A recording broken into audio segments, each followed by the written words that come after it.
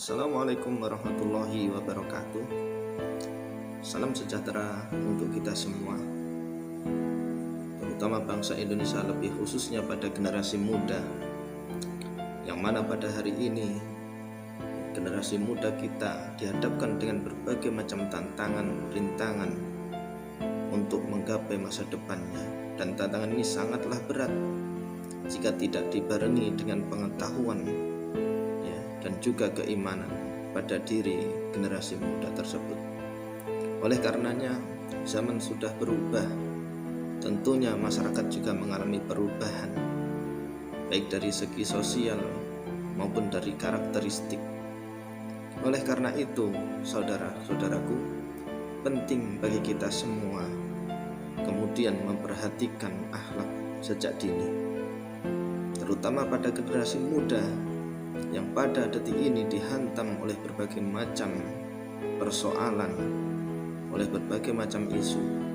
Maka sebuah keharusan bagi generasi muda untuk kemudian memperhatikan nilai-nilai etika dalam berkehidupan, sehingga wajib hukumnya bagi generasi muda, bagi anak-anak bangsa, untuk kemudian berakhlak dengan akhlak yang baik mulai dari sejak kecil, sehingga ketika dia memiliki akhlak yang baik dari kecil dan dibawa sampai sekarang, dan itu kemudian menjadi kebiasaan, yakinlah semua kebaikan itu akan membuat kehidupannya akan semakin lebih dicintai ketika dia sudah menginjak dewasa.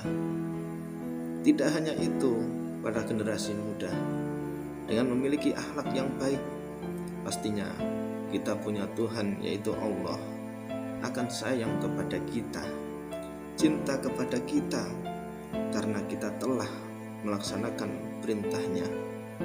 Begitupun keluarga kita, orang tua kita, kerabat kita, saudara-saudara kita juga akan senang karena mendapati kita dalam keadaan yang baik-baik saja, dengan keadaan memiliki akhlakul karimah, sehingga ada sebuah kebanggaan tersendiri bagi orang tua, keluarga, sanak, kerabat, famili, ketika memiliki kita, melihat kita yang kemudian menerapkan akhlak yang baik.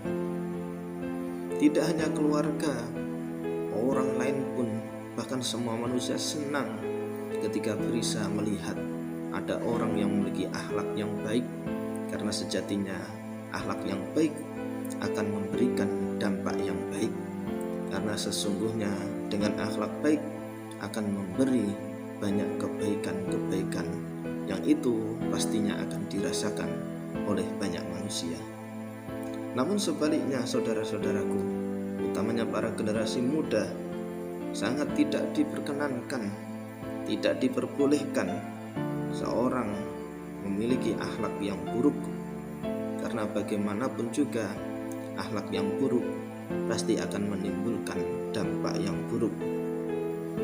Dengan akhlak buruk yang juga kita harus berusaha untuk mencegahnya, untuk menjauhinya, karena bagaimanapun akhlak yang buruk sejatinya adalah perilaku yang akan dibenci oleh semua orang, tidak hanya muslim, bahkan di luar muslim pun orang membenci akhlak yang buruk. Oleh karena itu, memang seyogyanya akhlak buruk ini harus dijauhi. Begitupun demikian, ketika orang memiliki akhlak yang buruk, apa konsekuensinya? Pertama, pastinya Tuhannya tidak akan pernah ridho kepadanya, karena Allah telah memberikan yang terbaik kepada hambanya. Namun dengan nikmat yang banyak itu, kemudian hambanya tidak bisa memanfaatkan untuk melakukan ketaatan, justru malah sebaliknya melakukan keburukan. Dan itulah yang kemudian membuat Allah benci kepada hamba yang memiliki akhlak yang buruk. Ketika Tuhannya sudah membenci, maka tinggal tunggu apa yang akan terjadi selanjutnya. Berikutnya juga, ketika orang memiliki akhlak yang buruk, pastinya keluarganya juga tidak akan suka, orang tuanya nggak akan suka, saudaranya nggak akan suka, kerabatnya tidak akan suka, sanak famili, jiran, tetangga juga tidak akan suka dengan perilaku buruknya. Tidak hanya keluarganya, bahkan seluruh manusia pun tidak akan pernah suka dengan orang yang memiliki akhlak yang buruk. Oleh karenanya, akhlak yang buruk wajib untuk dijauhi, wajib untuk ditinggalkan, karena sejatinya kita hidup ini diperintahkan untuk selalu menjalankan kebaikan, yang mana muaranya itu adalah sebuah ketaatan yang secara tidak langsung akan memberikan status yang mulia bagi kita, yaitu sebagai hamba yang bertakwa. Sehingga dari itu, saudara-saudaraku, terutama generasi muda Indonesia, mari tegaskan lagi, perkuat lagi akhlakul karimahnya, perkuat lagi, perbanyak lagi akhlak-akhlak baiknya, dan jangan sampai kita terlena dalam melakukan akhlak yang buruk. Karena sebaik-baiknya orang adalah orang yang bisa memberi manfaat kepada orang lainnya. Khairun nas anfa'uhum linnas. Mudah-mudahan berkaitan dengan akhlak yang secara tidak langsung disampaikan pada kesempatan ini bisa memberi gambaran dan membuka cakrawala kita tentang bagaimana seharusnya kita menjalani kehidupan di masyarakat dan bagaimana seharusnya kita bisa berperilaku di depan banyak manusia. Mudah-mudahan kita senantiasa diberi kekuatan oleh Allah untuk senantiasa melaksanakan ketaatan, melakukan amalan-amalan baik, amalan-amalan soleh, yang nantinya mudah-mudahan kita semua akan diterima sebagai hamba Allah yang bertakwa dan ditempatkan di surganya Allah. Amin ya rabbal alamin.